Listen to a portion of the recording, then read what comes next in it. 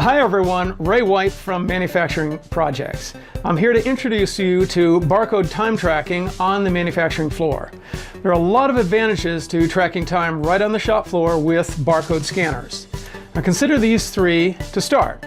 First, you've got work orders or manufacturing projects, but how do you get actual work hours from employees that don't use computers or don't sit in front of a workstation?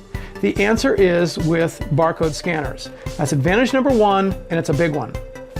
Number two, barcode scanners are the most accurate way to track projects. No more fat finger using the mouse, clicking fake time entries, trying to remember what you did last Tuesday or last week. You just scan, bleep, bleep, bleep, and a timer starts. Bleep, bleep again, and it stops. That's real data, nothing fake about that.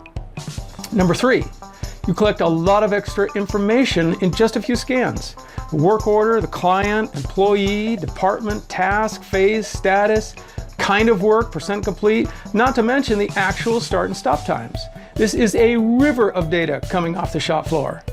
That was just three. There are others you'll see in these videos, so if you want to track actuals on the shop floor versus estimates, barcode time tracking is the way to go. Hey, I'm Ray White. Good luck on your manufacturing projects.